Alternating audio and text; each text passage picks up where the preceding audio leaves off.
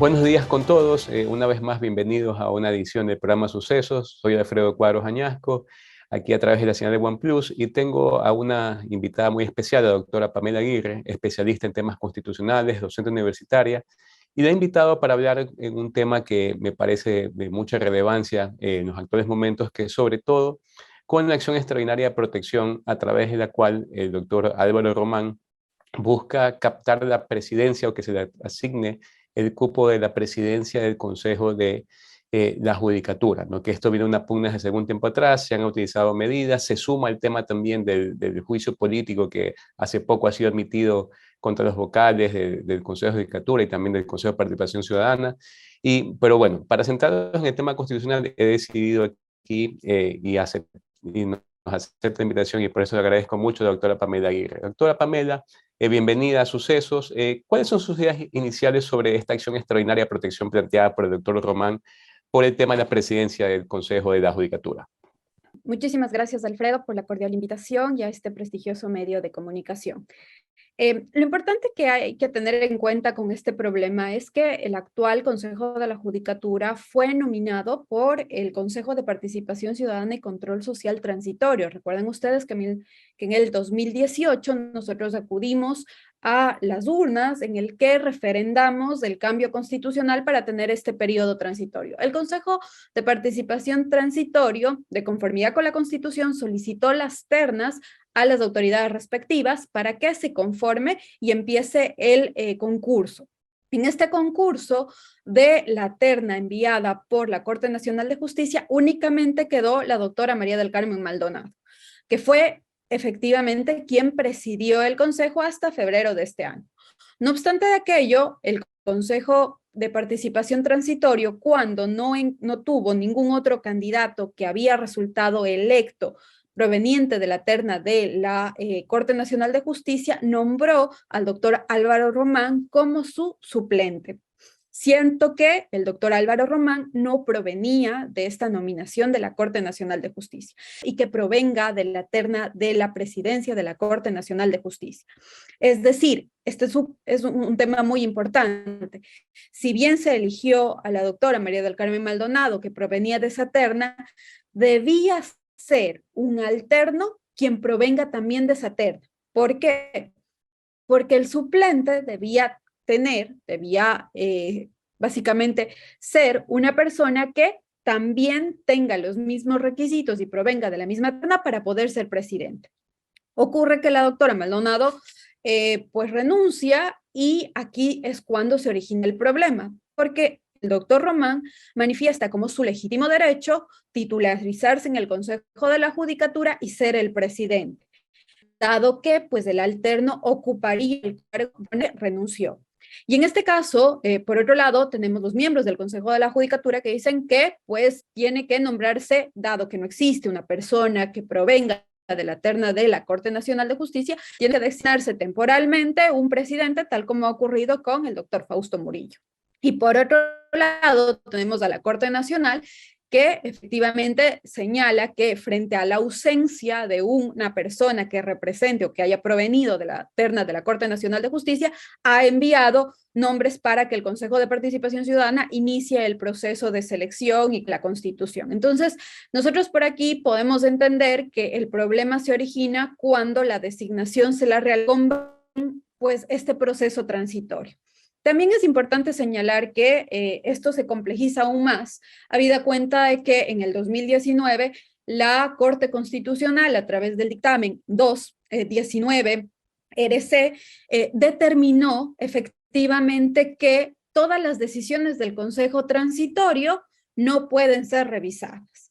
Entonces, por un lado, la demanda de Álvaro Román se sustenta en que pues está sacramentada la decisión, todas las decisiones que fueron emitidas por parte del transitorio, y por otro lado, pues el contradictor, en este caso la Judicatura y la Corte Nacional de Justicia, señalan que la Constitución igual tiene que aplicarse y que el 185 señala efectivamente que presidirá el Consejo de la Judicatura la persona que haya sido electa de esta terna. Claro, y ahora, sumado a otro tema también de que ya hace algunos meses atrás hubo una primera terna enviada por el presidente de la Corte Nacional que después fue retirada en una pugna que hubo con el Consejo de Participación Ciudadana en esa época.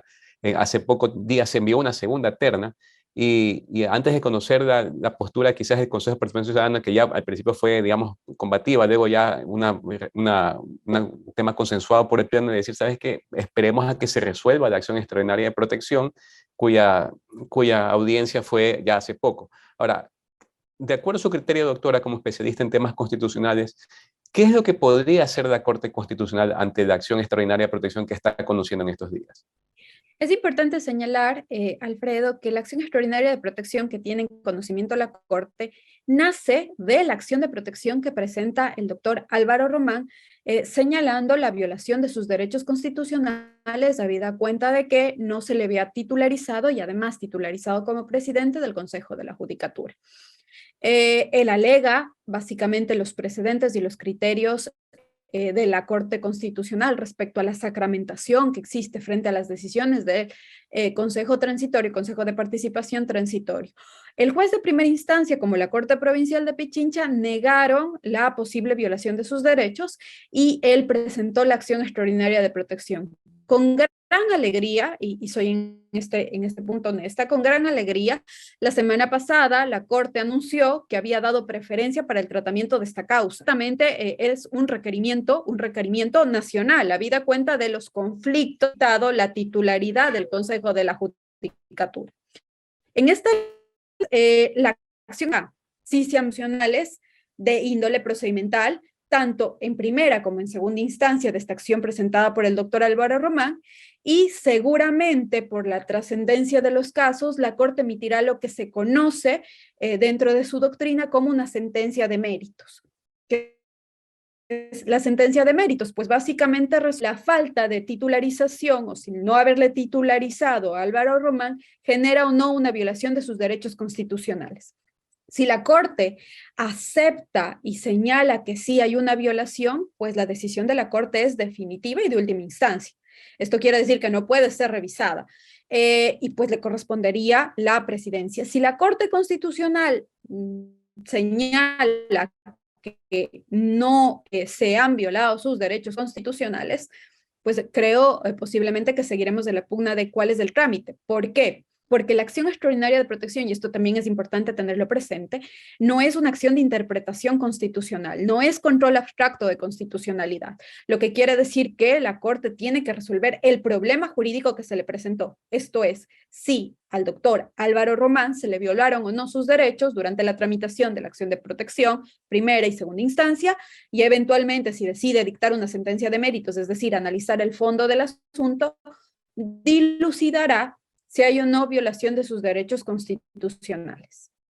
Claro, y eso es interesante porque justamente desde un sector digamos, de la comunidad jurídica, pedía a la Corte, primero que adelante el caso en la cronología, porque la Corte, la nueva Corte, digámoslo así, lo que dijo es que iba a resolver las acciones extraordinarias de protección en orden cronológico, salvo que haya un caso que amerite, como en el que estamos planteando, que, digamos, la resolución se adelante. Y segundo punto de la idea es que, por lo general, la Corte Constitucional en estas acciones de protección, un poco para que el público lo conozca, no resuelve muchas veces el fondo de la causa. Entonces, lo que suele decir es, aquí se determinó una vulneración, vuelva al juez, digamos, de origen para que emita una nueva sentencia. Aquí parece que se reúnen todos los requisitos para que la Corte ya emita una resolución que resuelva el asunto de fondo. O sea, y es importante que se conozca un poco esto por parte del público. ¿Para cuándo usted, doctora, basado en su experiencia, cree que podemos contar con una resolución de la Corte Constitucional? Yo estimo que este caso se puede y se debería resolver en un mes y medio máximo. Como máximo, la jueza ponente convocó a la audiencia fue este 8 de septiembre, fue una audiencia interesante en la que intervinieron pues básicamente la persona que alega la violación de sus derechos, el doctor Álvaro Román, estuvo la intervención de la Procuraduría, en este caso del Consejo de Participación Ciudadana y Control Social, estuvo la intervención del Consejo de la Judicatura, e inclusive como un tercero interesado, la Corte Nacional de Justicia. Entonces, creo que tiene ya criterios importantes que deben ser evaluados para poder resolver el caso y además también evaluar el impacto que va a tener esta decisión. La jueza prepara un proyecto y este proyecto pues se reproduce para los otros jueces de la Corte Constitucional, para los 8 miembros, y el Pleno decidirá. Entonces yo sí estimo que pues a más tardar en un mes y medio tendremos una decisión. Recordemos que casos trascendentales que han sido de notoriedad obvia, la Corte se ha tomado este trabajo. Piensen en el caso de Jorge Yunda, que fue planteada la acción extraordinaria por Santiago Guarderas. Fue un caso que se resolvió muy rápido. Esperemos que este tenga la misma rapidez en resolverse, habida cuenta de la complejidad y además que esto impacta, lamentablemente, la situación que estamos viviendo impacta negativamente en el sistema de administración de justicia. Bueno, ¿de qué independencia hablamos? ¿De qué imparcialidad hablamos? Si las autoridades pues siguen durante este proceso de disputa legal de quién es el que debe presidir el Consejo de la Judicatura. Ahora, cambiando un poco de tema, pero relacionado con lo que estamos hablando, resulta importante ver que la Corte Constitucional digamos, ha publicitado todos estos casos importantes, incluso ha transmitido en vivo las audiencias que se han realizado. Y eso creo que es importante para el gran público, no solo para los que formamos parte del sector jurídico. ¿Usted qué piensa acerca de este tipo de iniciativas que ha tenido la Corte, ya la mencioné hace algún tiempo atrás, pero que permiten a la ciudadanía acceder a este tipo de audiencias importantes? Creo que es fundamental entender que esto lo que hace es cimentar la transparencia. Y claro, ¿por qué transparencia? Pues porque todos tendremos la posibilidad, con una conexión de Internet, de acceder a estas audiencias o de conocer cuáles han sido los temas relevantes que fueron tratados en las audiencias. Y hay que también señalar y reconocerlo, no solo ha sido una práctica de la Corte Nacional, de la Corte Constitucional, sino de algunas salas de la Corte Nacional de Justicia, la sala laboral, por ejemplo, siempre está transparentando y publicitando sus audiencias, jueces de instancia, cortes provinciales, la Corte Provincial del Guayas, la Corte Provincial de la Azuay, tienen su calendario y pues han abierto la señal para que todas las personas que puedan acceder al Zoom, pues puedan conectarse si tienen interés en escuchar una causa. Y esto abona a la idea de una imparcialidad en la administración de justicia. Esto permite que los justiciables puedan conocer, inclusive de primera mano, no solo a través de un abogado, sino que puedan conocer a través de primera mano cómo juzgan, cómo se resuelven los casos. Piense usted inclusive que esto a la persona que tiene un caso de X juez y que sabe que el juez publicita sus audiencias, pues lo va a escuchar y va a saber cómo inclusive tiene que acercarse hacia la administración de justicia. Creo que esto abona, ayuda, a diferencia de algunos colegas, yo no creo que existan audiencias que solo estén reservadas para lo presencial. Creo que habrá temas más sensibles, pero creo que es posible seguir adelante con estos mecanismos que al final del día lo que hacen es agilitar el sistema de administración de justicia y reducen costos. Reducen costos tanto para los usuarios como para el mismo sistema de administración de justicia. Es mucho más barato tener una licencia Zoom que pues tener habilitada toda una sala que cada cierto tiempo tiene que ser limpiada, que tiene que ser sanitizada en esta época de pandemia. Creo que esto nos ayuda bastante y todos salimos beneficiados.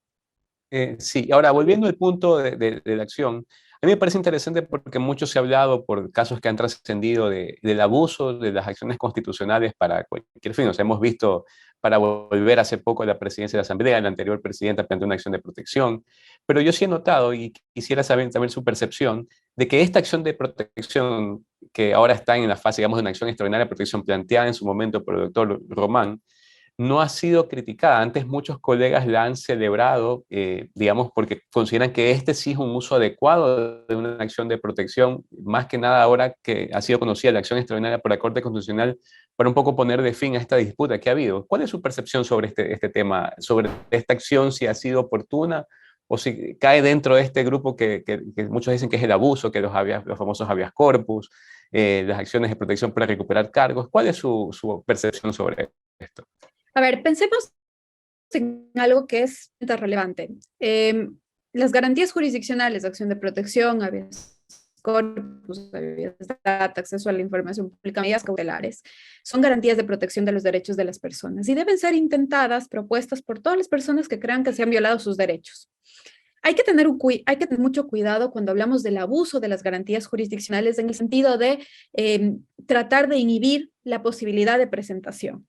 Lo que yo creo respecto a la acción del doctor Álvaro Román con transparencia y tal vez eso es lo que se está cual llega a la Corte Constitucional. A ver, piense usted, él presenta la acción en el lugar de su domicilio en donde ocurrió la violación. Entonces, nosotros no dudamos de la competencia del juez de instancia, como han ocurrido en otros casos en los que se ha forjado de alguna manera algún tipo de vínculo con la competencia. La acción que presenta es la pertinente. Él dice, me violaron mis derechos, artículo 88, frente a una posible violación, lo que cabe es una acción de protección. Claro, dice violación de derechos constitucionales. Entonces él dice, bueno, yo resulté electo, quedé alterno en este concurso, lo que me correspondía era pues asumir la presidencia y no se me ha dejado asumir la presidencia. Yo sí podría decir que existen grandes diferencias, por ejemplo, y yo iré un poquito más atrás, Alfredo, con las medidas cautelares que intentó en su momento la presidenta Yori contra de la misma asamblea. Esa acción era una acción totalmente descabellada, asamblea versus asamblea. En este caso, pues nosotros vemos que la relación procesal está bien configurada, el legitimado activo, la competencia y luego contra qué se propone, lo que se conoce en garantías como esta legitimación impasivo, este acto o omisión de una autoridad pública no judicial que supuestamente ha generado una violación de derechos, al punto de que pues posiblemente sea la Corte Constitucional la que termine decidiendo si efectivamente hay o no esta violación. Sí, así es. Bueno, doctora, se nos acaba el tiempo. Yo quiero agradecer también que haya aceptado esta invitación para venir a hablar sobre este tema que me parece de mucha relevancia. La dejo para que pueda despedirse de la audiencia de OnePlus. Muchísimas gracias, Alfredo, por esta invitación. Espero que no sea la primera y única vez.